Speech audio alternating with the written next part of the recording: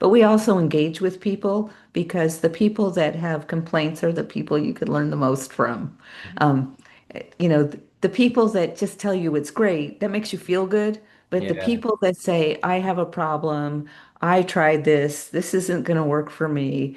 Um, the more we can understand why that is, the better job we can do of communicating. I remember once my daughter, she's an adult now, but when she was 15, she was out with some friends Mhm. and she wrote me a note and said, Mom, am I supposed to give them a tip? How do I know how much? And I thought, there are a lot of things that we don't think about teaching our children that Yeah. are basic. Hmm. Um, and sometimes there's so much focus on the big things in life, like Yeah. drugs and being safe and all that, that Uh-huh. sometimes we forget that learning financial things is a basic life skill that Yeah. everyone needs to know. Hmm. Welcome everyone to another episode of Your Lab Central. Today I have with me Shelley Miles. So Shelley, would you like to tell our audience why they should be excited about this conversation today? Oh, well, thank you, Aditya, for inviting me. And I think we should be excited because the foundation I work for, we do very important work that can affect people's happiness in their lives by teaching them how to make good decisions. Okay, are these I mean, there are a lot of ways in which people can make good decisions. Are there any specific areas that you like to touch upon in people's lives, or is it like just life in general? So no, it's not general. So the Singleton Foundation, our mission is to promote financial competence, and I use competence instead of literacy Okay. deliberately because we want people to have the skills they need Hmm. to be able to be the CEO of their own lives, and we do that through financial literacy and promoting entrepreneurship. Okay, so how did this journey start? What were the triggers? What problem did you see people facing that made you think that we should be starting something like this? We look at a world where more and more people need to be able to plan their futures and look at their futures and their lives as their personal business. And to Right. do that, you really need two things. You need to be looking ahead, be a problem solver, Mhm. um, be able to dust your knees off when you fall down. So that's an entrepreneurial mindset. And you need to have the financial skills because we live in a world with complex financial systems. And Mhm. in order to participate, you need to understand how they work. Yeah. So what's the first thing that you've been teaching people? I mean, obviously, I won't ask you to give us the whole gamut of knowledge that you're sharing, but what's the first thing that you're telling people to be doing? So we look at it. So we have four programs at the foundation, and so we look at it in different phases. So our first program is Million Stories Media. They're short videos, and we want people to watch them to see other people's stories, to inspire them to A, know that this is something they need to do, B, feel invited to participate, and then we can start introducing the basics of financial literacy, and some of them are pretty basic concepts like spending less than you bring home, saving for the future, not getting stuck under debt, how to invest. And then we also share things that help them understand an entrepreneurial mindset. So in Million Stories, for example, we have a show called Faceplant, where we celebrate failure and how you learn from failure and pick yourself up. Um, and then another program we have is Venture Valley. And Venture Valley is a video game where you get to practice running a business, seeing that you can run a business and learn how. There's no consequences except for in the game. And you can find out it's a lot of fun and it's something everybody can participate in. Uh-huh. And then we have a couple of apps. So you see the stories, but then how do you start taking action? So we have Groove, which is a behavioral science-based app that takes your emotional relationship with money into account and helps you build healthy financial habits by getting you to do stuff. So you start setting goals and accomplishing the goals and then getting learning to help you get there. And Mhm. we also have Slingshot, which helps you really think through an idea that you might have for a business. So, Mhm. what kind of problem are you going to solve? who are the friends that might be able to help you and what kind of people should you know? Mhm. What who is this for? All those kinds of things, and takes you through and provides you with a website that then you can share and take your ideas to other people and start to make it real. Now, in this journey, how many different kinds of people are you getting across? Because there might be people who are at rock bottom, there might be people who are just doing okay, but they want to get a fresh start. So, what's the kind of range of people that you're seeing who are trying to get in So touch? we have a really broad range of people. So like with Million Stories, there's about over 250 million views of our content. So, given how many people are here, that's a lot of people and a lot of different kinds of people. And we view the population as a chop salad. So there's people that have different backgrounds. There's people that have had different journeys. There's people at different stages of life, at different parts of their careers. And so we try to make content that can speak to each of them. And then we kind of use the financial education like salad dressing. So we have all the ingredients so people can find something that's appropriate for them. And hopefully in our stories, they can see people like themselves or like their friends or like their family so they can relate to it. And that invites them in. And the same thing with Venture Valley. We let people design their avatars. So while the knowledge is probably more at the beginning and more basic stages, it's really for everyone. You know, we have a lot of different kinds of stories. We have over 850 episodes to choose from. Venture Valleys for everyone. Groove is designed to be able to create your own journey. So the things that people need to know are mostly the same things. Okay. Um, but who's talking to you and who's introducing it to you, if it's someone you can relate to, then that invites you in so that you're learning from someone you might respect and trust. Now, this trust that comes while learning together, how much important has it been in the journey of your students? Because obviously they're not sitting together, but they're still trying to work together, right? How are you helping them build this trust? So we build trust a couple of ways. First of all, we are a nonprofit organization. You're So right. we're not selling anything to anyone. Our only goal is to help people learn and have the information that they need. Mhm. Um, and then we work with different partnerships, and different partnerships reach different communities, and we provide resources to them. Mhm. So there are organizations that do hands-on work Mhm. with different populations, and we give them the tools because they have trust. So if we work in communities, um, those are the different ways we go about it, and we make sure that everything we do is credible and vetted and comes from really great resources. So, Mhm. for example, on Groove, all the behavioral science was vetted by researchers from Duke University's Okay. Common Sense Lab. So we have a lot of experts that come to help us and and make sure that our resources are excellent and credible. Right. Now, there's a lot happening over here over the internet. I know I see the silver plaque of YouTube. So, would you like to share something of which channel this is from, or what? How did you get on this journey? Yeah. So for us, one of the important things for us was to recognize that we can't expect everyone to come to us. So we go to where they are. And because we go to where they are, a lot of people watch YouTube.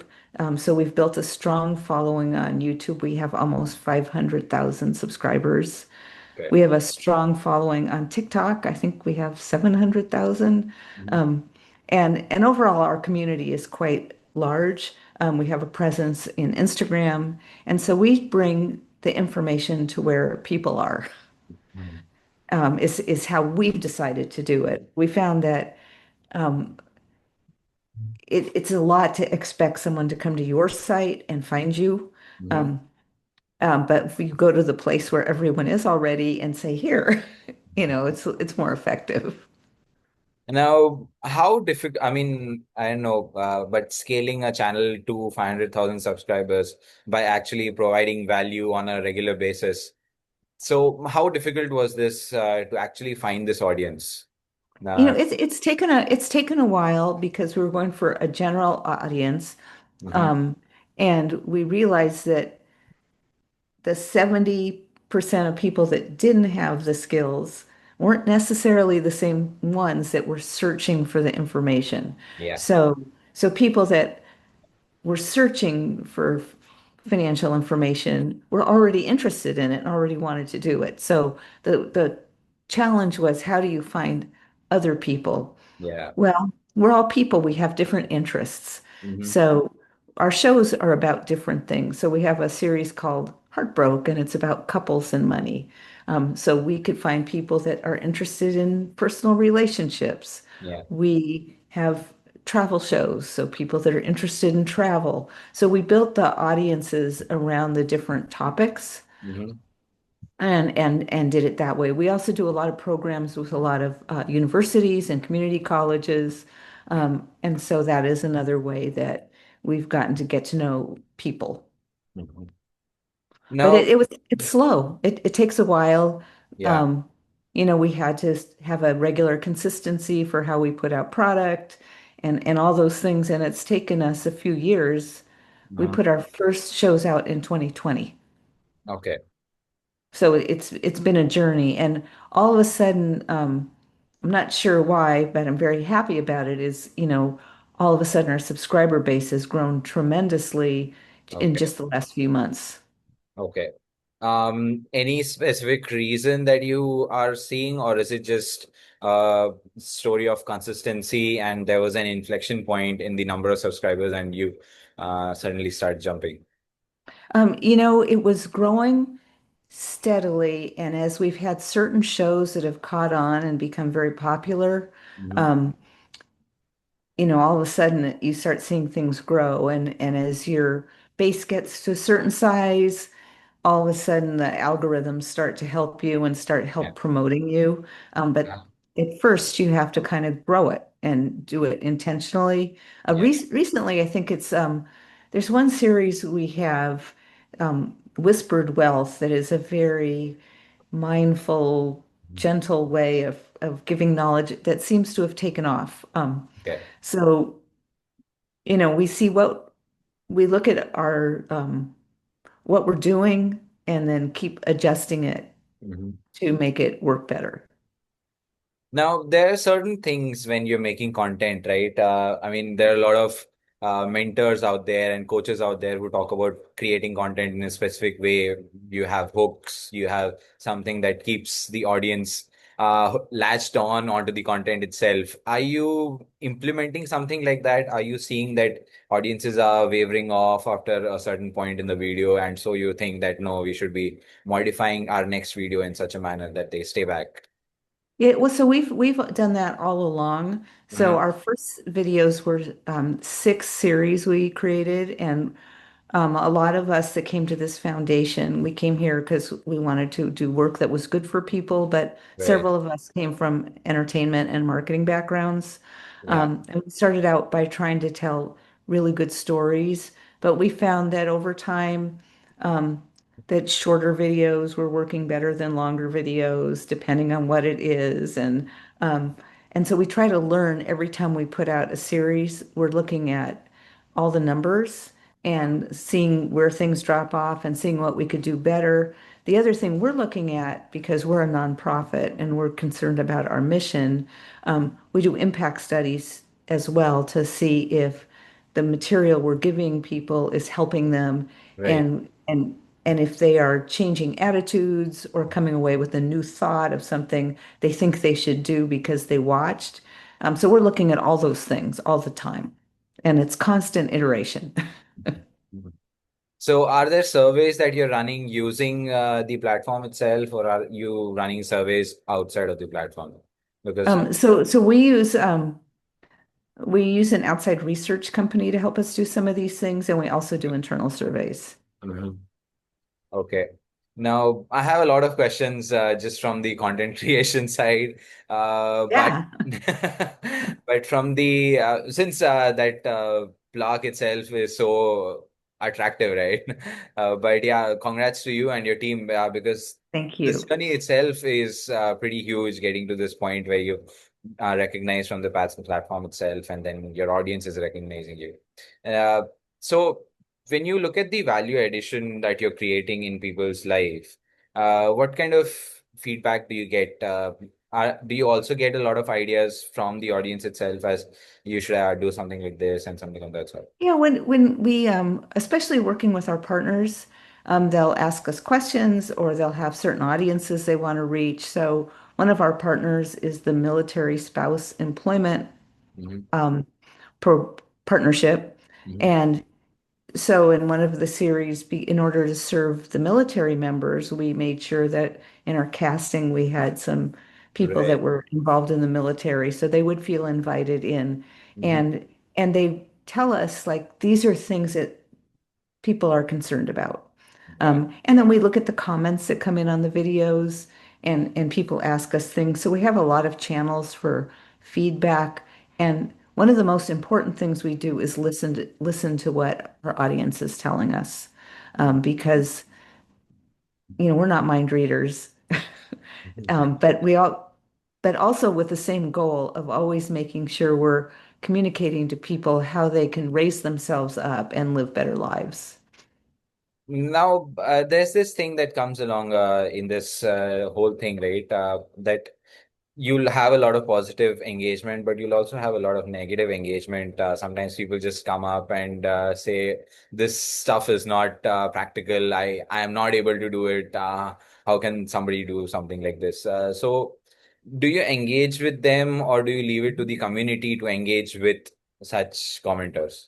So, so we engage with them because we want to learn more. Because if somebody's telling us that this isn't something I can even think about doing, we can do one of two things. We can either guide them to a resource that can help them Mm, better than we can, and we have that in our groove system. If somebody's so stressed that they can't concentrate on learning, we'll provide them with local services that they can go to that might be able to help them. But we also engage with people because the people that have complaints are the people you could learn the most from. Um, the people that just tell you it's great, that makes you feel good.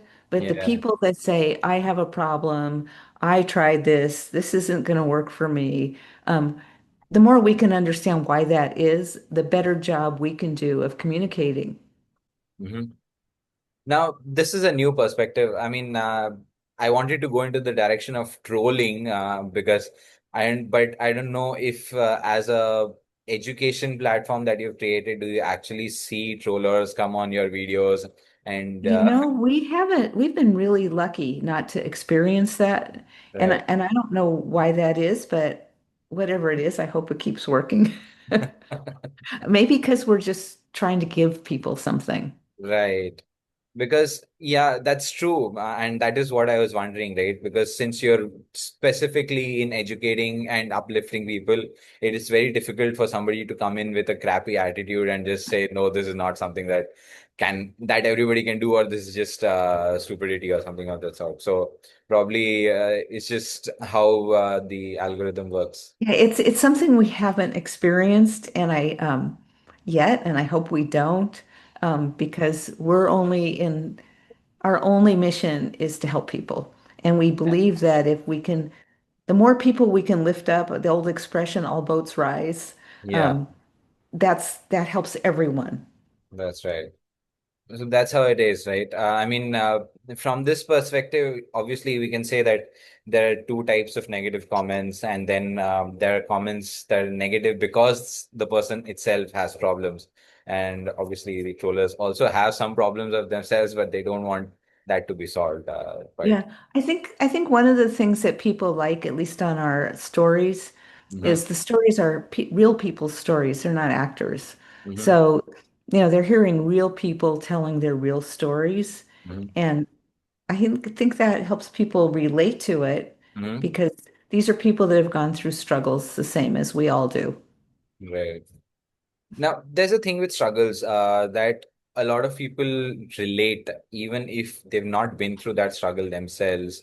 They feel, they sympathize and empathize because for different reasons. How useful has that been when you are sharing such stories on your platform? I think I think as people, we have empathy for other people. That's right. And and and I also think that when people share their stories, there's always something you can learn from their stories that may apply to your life or may not, or may cause you to reflect on something. Now, from this perspective, how is where do you see your foundation going in the next 2 to 3 years? What are you looking forward to next? So, so we're really excited about the programs we have, and we're always looking at how to put them in more people's hands. Hmm. Um, so we joined into a partnership Hmm. with Fuse Media that is called Profit Hub, and because their CEO, and they're a for-profit company, but their CEO believes so strongly that this education was so important, they wanted to help us reach more people. Okay. And so they help us reach audiences that we weren't reaching before. Hmm. And we want to do better. So we're constantly evolving our program. So like with Groove, we have been listening to what users tell us and taking a slow rollout on it um, to start addressing more specific questions that we find that people want to have answered, and to have it work better and provide better service. Because at the end of the day, the more people that can get healthy financial habits, Hmm. the more people who are going to be able to be successful in building futures for themselves within our systems. Yeah, that's right. I And mean, and it, and with Venture Valley, we're hoping to reach more people. So we did 26 tournaments last year at different universities, and a really exciting one in Boston that MIT and Boston University co-hosted it, and they invited 15 area colleges and junior colleges. And so that really brought the community in, and we're looking to expand those programs so other people can participate too. Even though people can play at home for free, being in a tournament's really a lot of fun because there's people there and there's friends. no, there's one thing that's just come up as you mentioned. You brought in community colleges into the picture, right? Now, when you go on YouTube, you put on the videos itself, you're going out to a larger audience of different age groups. But now you're dealing specifically with a specific age group, say 19 to 22 or something of that sort, say 25 max. Probably. So, how the tournaments that you've created, are those very specifically tailored to that, or did the universities help with it? What something So, specific? so it's interesting. So our different programs, overall, most of our programs we targeted between like 17 and 35, but we find that some reach people as young as 12, and we see a lot of people in their 40s and 50s in there too. But we Yeah. figure we can talk to this audience that is making important financial decisions in their life. Mhm. And some of them are having families. So if they learn, they can teach their children, and maybe they have parents that don't know. And so they can start to teach their parents. We thought that was going to be the fastest way to reach the most people, Mhm. because if we can get the parents teaching the children, and having the knowledge to do that, Yeah. then that helps the most people. Uh-huh. And so, like, one of our best Venture Valley players was 12. And and so we see it all over, but mostly our stuff is geared towards adults who are having to make decisions. So whether it's a decision of how to save up to get an education, or to save up to get some money to start their own business, or to save up, um, or to start thinking about their future and when they're going to retire someday, and how to get there. These are things that everybody needs to know.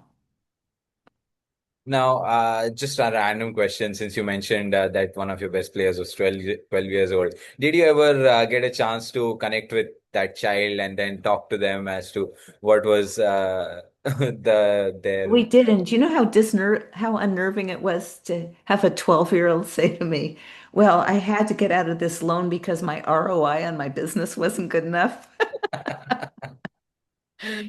But because the games like Monopoly, you can start playing when you're 10 or Yeah, 8 if you have someone helping, and a lot of people playing chess are only 5. So right. why can't they play this game? That's All right. the reading levels in our programs are designed between 5th and 7th grade because we don't want to shut out anyone. Hmm. That's an interesting take. I mean, having a child say that, because sometimes even adults sit there and think about their businesses or just their life in general, saying that my equity is not giving me so much returns. What do I do with all my money?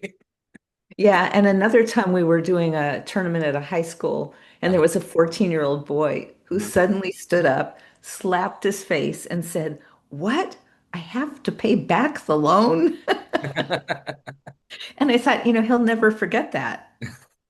Yeah, I mean, kids do come up with such things, and then you realize, oh, we've taken so many things for granted, be it in life or in general with finance and money itself, right? So this was a Yeah, fun conversation, yeah. yeah.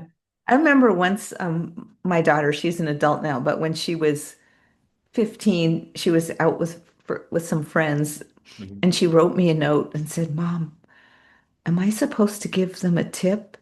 How do I know how much?" And I thought, there are a lot of things that we don't think about teaching our children that Yeah. are basic. Hmm. Um, and sometimes there's so much focus on the big things in life, like Yeah. drugs and being safe and all that, that Uh-huh. sometimes we forget that learning financial things is a basic life skill that Yeah. everyone needs to know. Hmm. Thanks for that as well. I mean, yeah, I don't remember ever having to ask my father about whether to tip or not. I just seen him tipping a little. I mean, depending on the cultures, right? In India, we have a different way of tipping, and then the US is a whole A whole different thing. So yeah, I've heard stories about that, but okay. Thank you so much, Shelley. It was Thank great. you for having me. It was just amazing. This conversation went from where to where, I don't know, from finance to content creation, somewhere in between. Thank you so much. Thank you. Before we close, where can people get in touch with you? How can they know more? People can reach us at singletonfoundation.org. Okay. Thank you so much. So, to the audience who's been listening and watching intently, if you liked what we talked about, do leave a like. Don't forget to leave a comment if you think, if you have some perspective, if you want to add to the conversation, or if you just have some suggestions. And yeah, don't forget to subscribe if you've not subscribed yet. Thank you so much for joining. Thank you so much. Thank you. Thank you. Bye-bye.